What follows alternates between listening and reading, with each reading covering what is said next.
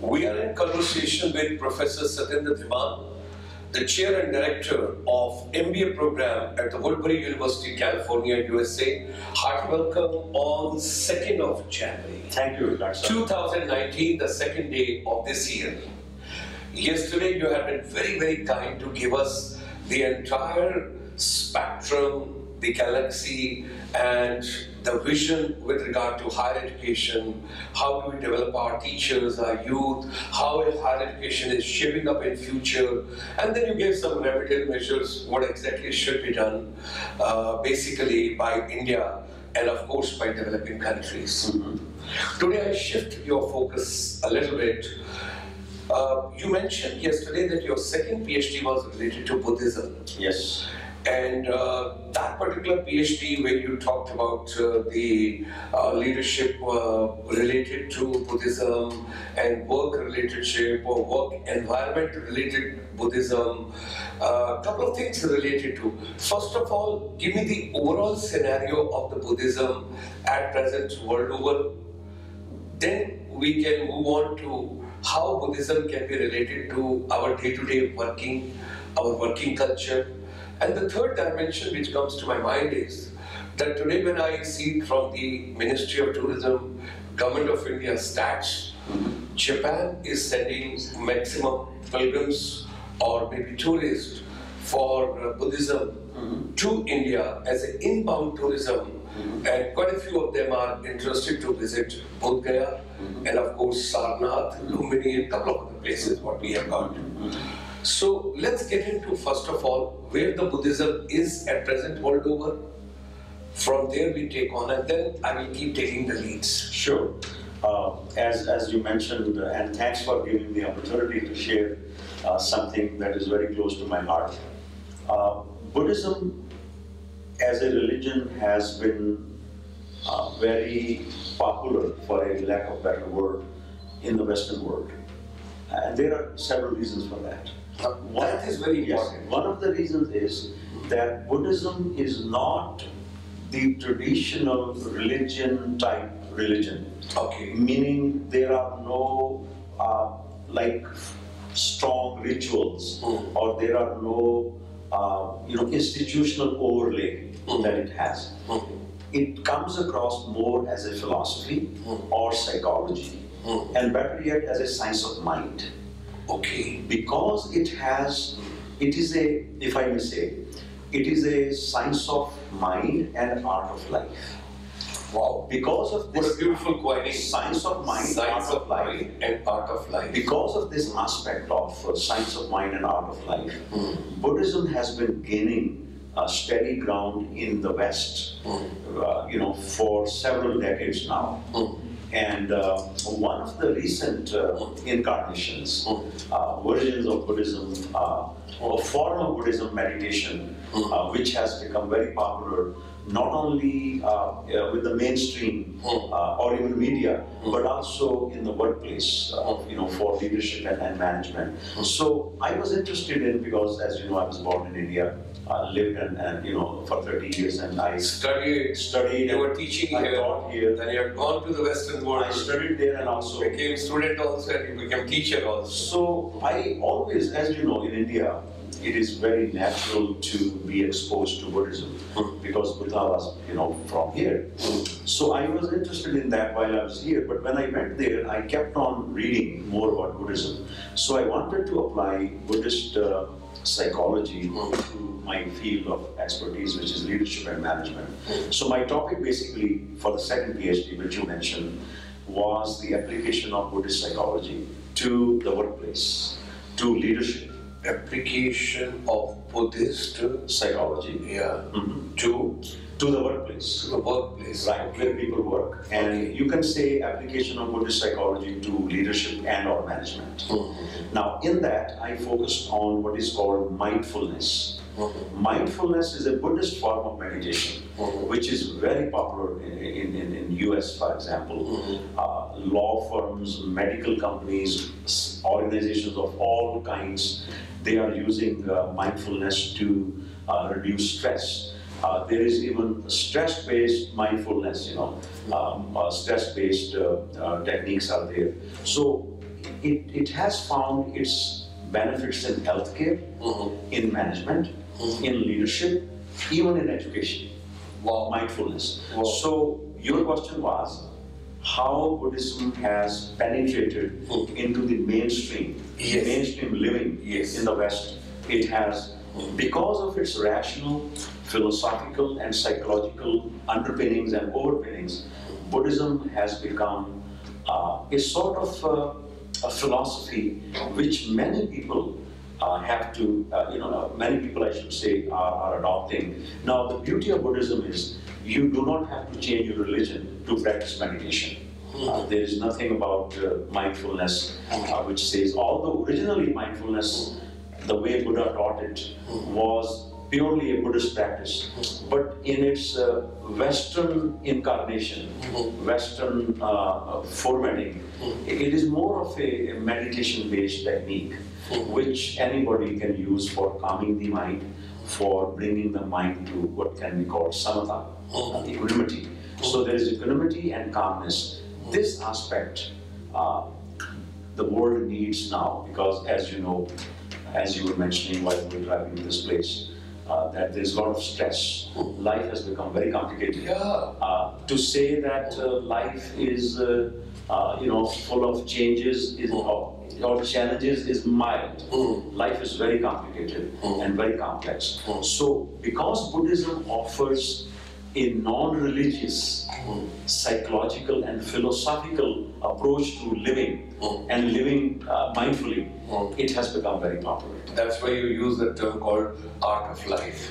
Science of mind. Science of mind and art of life. Because the very first premise of Buddhism is life involves suffering. Okay. Now you cannot challenge that. I mean, life involves suffering, meaning life is full of suffering. I mean, if you take a survey, there is suffering all around. There is poverty, there is hunger, there is sickness, and then there is war and all that, which is mostly, it is human-made problems. So if you take an impartial survey of life, you will find that life involves suffering. Now Buddha says, like a scientist, he's like a medical doctor, like a psychologist. He says the cause of suffering is greed, loathe, or desire, trishna, or tanha, the Pali word is tanha. Because of that greed, you see, when there is a greed, your mind becomes restless. Greed to have more. Greed to have more. Yeah. More of greed. Everything. More of more in more and more ways. That is called greed. Okay. And in Bhagavad Gita, Lord Krishna calls it one of the doors to hell. Narkasya dvar. Nark asya dvar. It is the door. Greed is the starting point. Desire is the starting point. Because of greed, your mind becomes restless. And you will also notice, and Buddhist is a psychologist, Buddha was a psychologist, he says, where there is a greed, there will be fear also. Oh, of course. So we are moving. You may not lose this, you may not lose that. Right? If a person is greedy, that person will always be worried. Right? When Of losing something. Or not getting enough. Or not getting enough. Yeah, you know, when you have money, one fear is that you may not lose it. The other fear is, am I investing it in optimum way? So that fear and that insecurity is always there. So how to draw the balance through Buddhism in life? That's the point. Yeah. That's where Buddhism comes in. Buddhism says that the excessive desire, which is greed. What is greed? If you have one university, one college like this, and you want to open one more, that is not called greed. You want to open two more, no greed. But when you want to, that is called ambition. We can forgive ambition. You have one factory, you want two more factories, no problem. That's called you are ambitious. But when you want to open second factory without following ethics, जब आप इंसानी मूल्यों को भूल जाते हैं, then it becomes greed. So ethics is to be linked up. Right. Okay. Right. So if you want to grow business ethically, अगर आप ethics का दामन नहीं छोड़ते, when you don't let go of ethical values, then it's not greed. When you give people their share, then it's not greed. When you give everybody, all stakeholders their due, society को भी short change नहीं करते. So this whole thing is, there's a very subtle difference between ambition and greed. Ambition is you want to have more. Greed is It's a positive way. right. Greed is you want to have more at any cost. Any cost. By any cost. So, Lord Buddha says that we have excessive desire, which is greed. And when you interfere that, you become upset, angry. When you are not able to achieve your goals, right? And then after, Bhagavad Gita says, after anger, you lose your sense of discrimination. Buddhi nasha. और बुद्धि के नाश होने सर्वनाश हो जाता है. सो ये नरकस्य द्वार, तीन नरक के द्वार बताए, उनमें से ग्रीड एक है. तो ग्रीड को बुद्धिज्म कहता है काम करो. Okay, the greed to be reduced. Okay. Desire is good, but not desire which makes you agitated and lose your mental balance. So Buddha says there is suffering in the world. There is a cause of suffering, like a doctor. There is a reason for suffering, and the reason is desire for the most part. And you can remove the reason. If you remove the cause, you remove the disease. Okay. And he gives a 8-fold method to remove the cause. There is a like we have Ashtanga Yoga, Patanjali's Ashtanga Yoga. Similarly, Buddhist has 8-point method. Basically, that 8 points involve, which is very practical. Having right view of life. Okay. Having right livelihood. For example, if your business is to produce arms, if your business is to produce intoxicants, that's not right livelihood. Because you are creating some sort of violence. You are creating some sort of basically for destruction. Right. And then Buddha says it is not right livelihood. So first of all, your views. You want to decide this also, what kind of a business you should take it on. Yes. Okay. Because you see, no matter how you look at it, the weapons of mass destruction will be used for destruction. Yeah, that's why they are being produced. Yeah. You are not going to use weapons of mass destruction for tourism, right? You're not, because you don't need it, right? Yeah. So Buddha says that we should not do anything which directly or indirectly harms somebody else. So right livelihood has to be there. In a global perspective, when I see your PhD which you have done basically from the Western world, and you are linking up Buddhism with the Western world, where you mentioned that a lot of people are now following Buddhism in that area. And also Bhagavad Gita. In Bhagavad Gita, that of course in the text over here, because Buddha belongs to India. Yes, he doesn't. Buddha does not go outside the fundamental Hindu paradigm. What is the basic Hindu paradigm? Karma, rebirth. Buddha does not, he has that. In Buddhism, they don't deny the principle of karma, nor do they deny that there is a rebirth. And they believe there is a rebirth. Yes, of course. So this is the basic tenet of Sanatana Dharma. So Buddha does not relinquish that. Buddhism is a sort of reformation. During that time, there used to be people who were not really very spiritual, but they claimed that they are spiritual. So Buddha's advent was to reform. Buddhism is a reformation among Hinduism, among Brahmanism. And those Brahmins were becoming lethargic, and they were creating a lot of problems for a normal person. So Buddha breaks away from that. He's a radical. But he does not go far outside the boundaries of Indian thought process or thought position, which is law of karma. So basic fundamentals are there. That's why I'm able to, if you look at Bhagavad Gita says you have this low, ahankar. These are the narkdwara. Buddha also says that the root cause of everything is ego. You might have heard that story. Somebody went to Buddha and said, I want to be happy. Buddha says, want is desire. It is not good. So remove want. And I is too much arrogance and ego. Remove I, remove want. What is left is happiness. Be happy.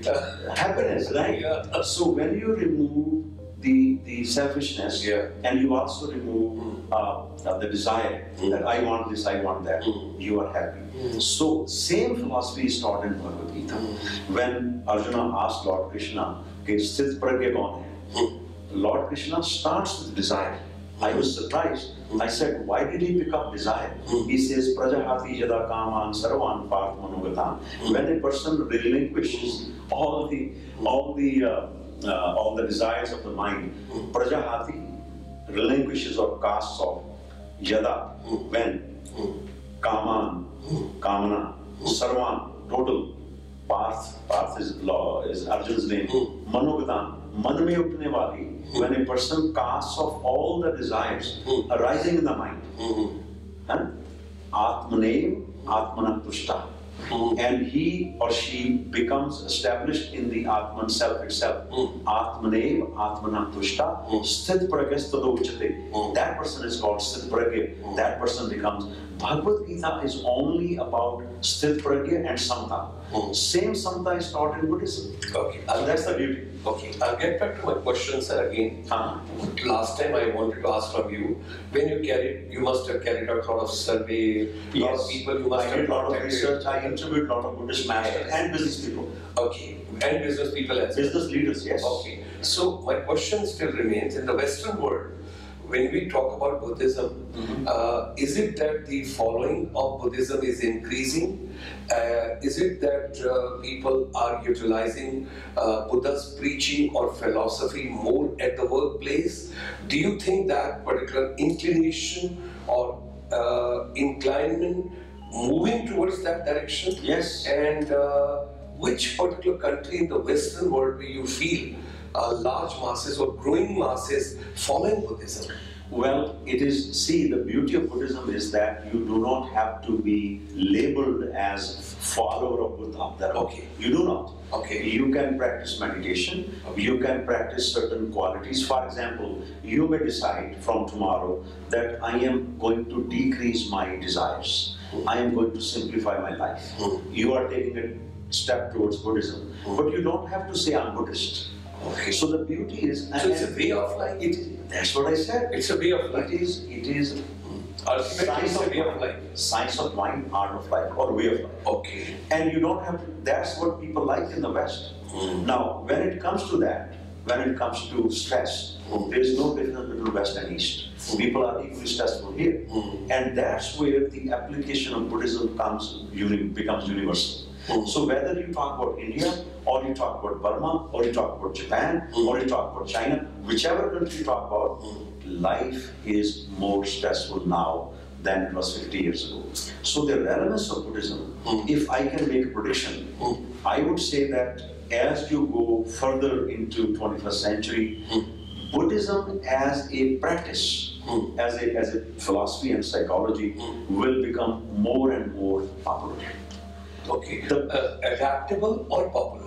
Popular and also practical. Popular in the sense more and more People will adapt it. Of course, because it will become a way of life. it is a way of life. It will become more so because it does not involve accepting some non-rational element. Why business managers, leaders like it? Because it is very rational. It makes sense that if your mind is agitated, you see how it is. If you have more greed, you will be afraid. When you are afraid, how can you be happy? Yeah. And also, when there is fear, sahi vikas nahi ho sakta. Fear of unknown. I was talking to someone last night, and we discussed this part, that when there is a greed, there is fear. Greed जो है उसका भाई है fear. Wherever there is greed, वो तो आ ही जाएगा. And when fear is there, विकास नहीं हो सकता. बताइए, when you have an organization, if everybody is afraid, there won't be a progress. Sure. Right? Sure. So Buddhism says when you control your mind, it does two things. It makes you less greedy. Your desires become less. Secondly, your mind becomes calm. No matter what happens outside, right? You are able to take a very calm view of that. Because you know what they say? They say that you cannot stop the words of worry. जो चिंता के पक्षी हैं, उनको आप अपने sir पर मंडराने से रोक नहीं सकते. You cannot stop the birds of worry hovering over your head. But what you can prevent is not let them make nests in your head. Sir, one more thing which comes to my mind. Today, most of the problems are self-created. That means our lifestyle, our living style. When we say more people are becoming obese, when we talk about people having blood pressure, people having heart problems, people having anxiety, Stress-related, depression, all stress-related. So, would you like to suggest something which Buddhism gives as an ultimate that, look, if you follow this, I'm saying if you can just give it a little expanded form to us, so that there can be a better lifestyle, there can be a better living, but related to Buddhism. Sure. You see, again, the main point of Buddhism is the reason we suffer. Two reasons. One, we have too much desire, greed. But to have a good health is my desire. Right, that's a good desire. Yeah. But then we have not only we have greed, we also have asakti, attachment. Okay. So you have a business, and that's what Gita also says. Yeah. Anasakti. You have a car. Car is a means of transportation. But people become attached. You know, if there is a little dent in the car, you feel, car gets this and that. Yeah. So you think that car is mine, it's my extension. So Buddhism says, चीजों को इस्तेमाल करो, चिपको ना उनके साथ. Don't cling to the things, right? So when you live a life of lack of desire and lack of attachment, आपकी life simple हो जाएगी. So in one word, Buddhism, the मूल mantra of Buddhism is live a simple life. Live a simple life in which there are, you see, in order then you need less. When you need less, right? Yeah. Kam cheezein, kam chinta. Yeah. If you have less things, you have less things to worry about, right? We were talking about one of our great presidents. You were saying he had a few items, and he died. We were remembering Abdul Kalam. Yes, right. During our discussion. See the beauty? Yes. This is the recipe of happiness. So Buddhism says, simplify your desires. Do not live a life of attachment, because when you are attached, जब वो चीज जाती है, आपको दुख होता है, और जाएगी जरूर. ये नियम है, प्राकृतिक नियम, right? So the things will get separated. So let me come to the final question now. As I mentioned to you that a large number of Buddhist pilgrims as well as tourists, for one or the other reason, and now the Japanese business also is increasing multifold. A lot of new corporate houses are coming up. There's a separate township coming up, and the beautiful corridor which is coming up from Mumbai to Delhi. In that also Japan is playing a very important role there. And Japanese Prime Minister also endorses that, and we can see when you study the body language, you can see the facial expressions, happiness, understanding, friendship, correlation, whatsoever you can like it. How would you like that, in case if you have studied about Japan while studying about Buddhism, or you wish to know further, how do we bring Japan further closer, and for that matter, whatsoever reasons we can establish. It may be for pilgrims, it may be for tourism, it may be for business, it may be for relationship, it may be for better global one village for peace. Sure. You have touched on several important issues that the world is facing today. Japan is a very special country. When you talk about Japan or study Japan, Japanese culture comes to mind is it's a very neat country. It is a country where quality is very important. Made in Japan used to be a seal of quality, right? We can't say that with many countries made in, but Japan was that. So Japan has, after the Second World War, we know the history, how Japan was able to come back. Rebuild quality. The total quality management movement, Dr. Deming went there, Edward Deming went there, helped them to improve the quality. Within 15 years, after Second World War, within 15 years, it came back. There is no example in the history of the world in which a country which was completely smashed in a war makes a comeback in 15 years. So Japan has that beauty, that history it has. Now, so the credit goes to the people of Japan, and we would like to compliment Japan. and also their mindset. Japanese, I tell you a story, if you allow me, just give you a glimpse of where Japanese people are. Somebody told me a story that he was traveling in a like a public train, like a metro public train in Japan, and there was another person, a foreigner, and there's a seat and there's another seat. So the train was relatively empty. There was only one or two people sitting. So he took his shoes off and he placed his feet on the front, where these seat was empty. But one person, Japanese person, was watching that.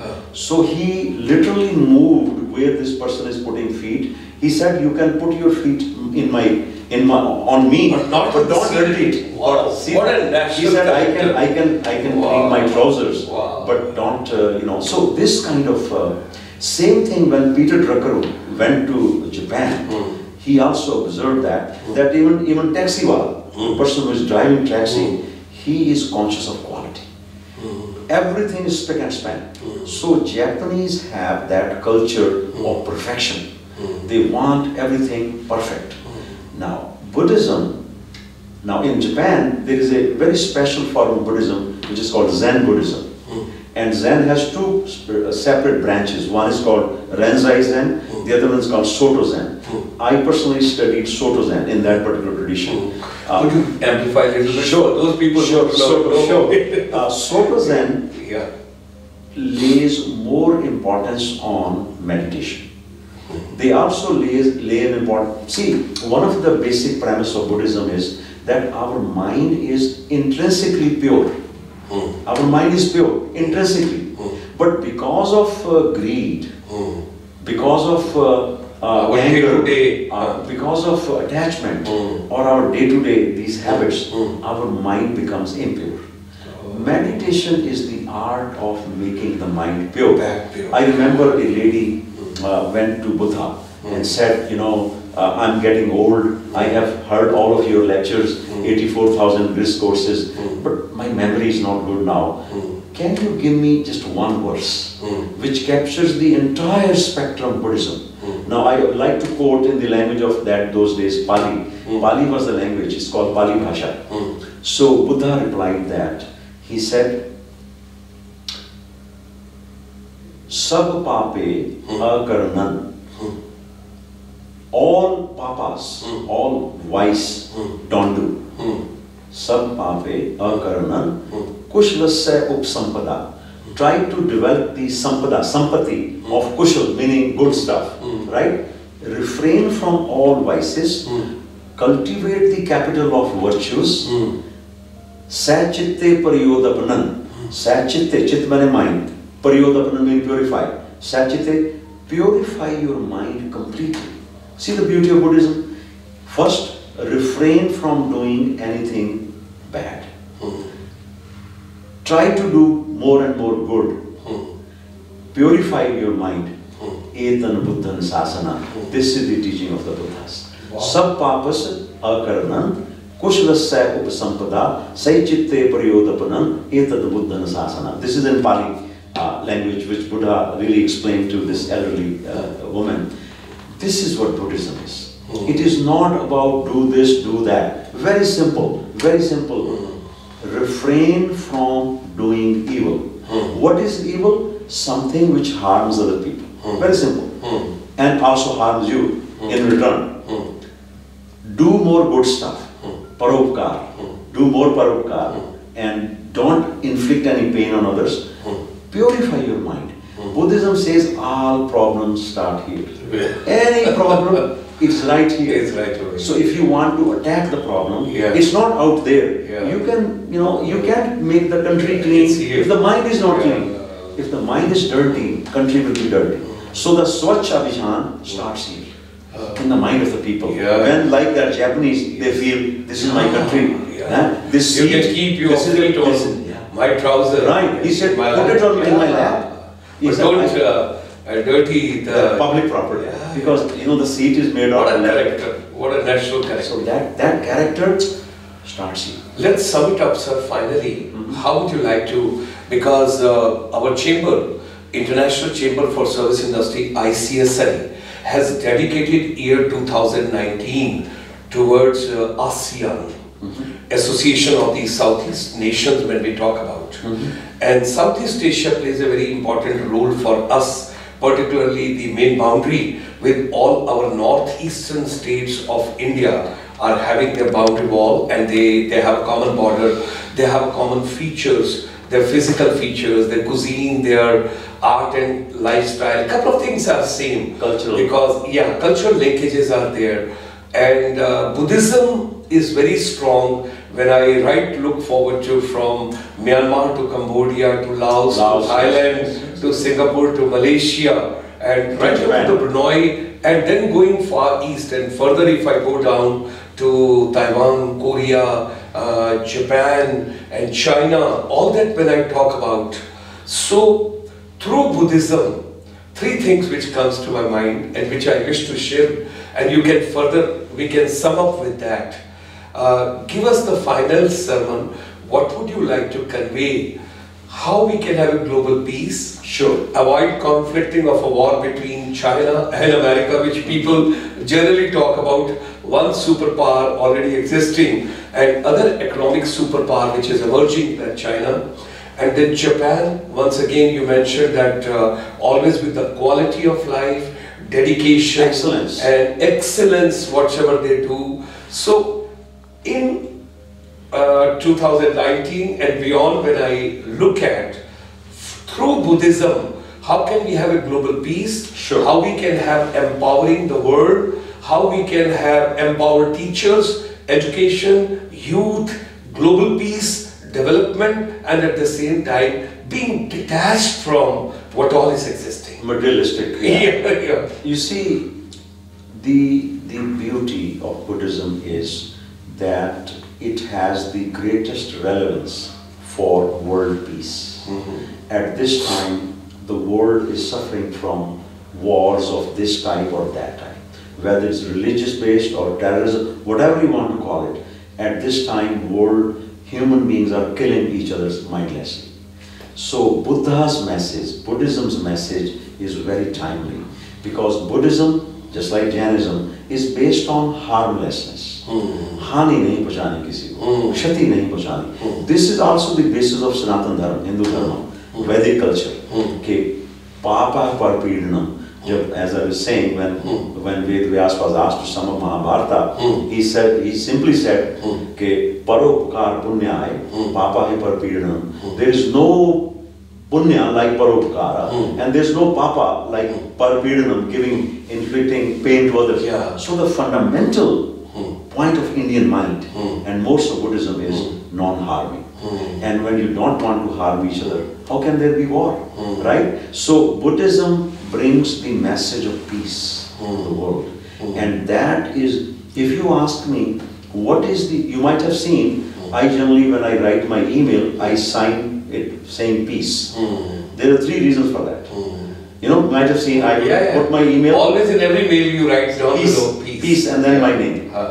There are three reasons. Number one, peace means peace of mind. Number two, peace means peace in the world, Shanti. Number three, my mother's name was Shanti. So that is a tribute to my mother. So the point I'm trying to make is, Buddhism has the greatest potential for bringing the world together, living like brothers and sisters, brotherhood and sisterhood in the world. And that is more than anything else, more than any progress, more than removing poverty, more than taking care of hunger, more than taking care of disease. What the world needs is peace. And you know, there cannot be a peace in the world if there is no peace in the mind. And that's where Buddhism starts. It starts with the mind, and it starts with mind restraint and control. And through that, the peace that we want is in our hands. It is in our hearts, right? If you want to bring peace in the world, we have to first cultivate peace in our mind and in our heart.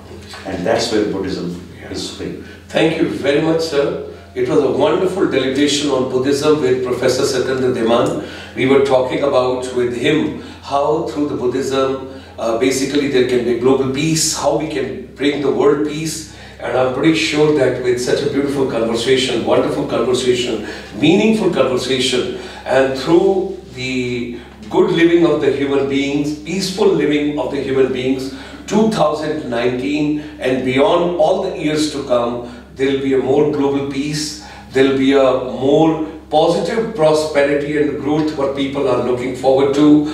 The youth, the educators, the trainers, the teachers, and those are shaping the world, they would also work in that particular direction. And now the last sentence from Professor Satinder Dhiman before we close this. Well, my last sentence is a prayer, which we have to do together. Yeah. And the prayer is, yeah. I will say and then you say after that. Okay. Let's do all the good we can. Let's do that all what we can. Let's do all the good we can. Let's do all the good we can. In all the ways we can. In all the ways we can. To all the people we can. To all the people we can. As long as we can. As long as we can. Thank you very much. We look forward to the world peace, global peace, and a wonderful development via Buddhism. Thank you very much, sir. Thanks for joining us. Thanks for coming to India. Thanks for sparing your valuable time. Thanks for being in the studio over here with us in New Chandigarh, in district Punjab, in India, on the second day of January 2019. Thank you. Great pleasure. Thank you. Let's have the Indian way of hug. Thank you. Thank you very much.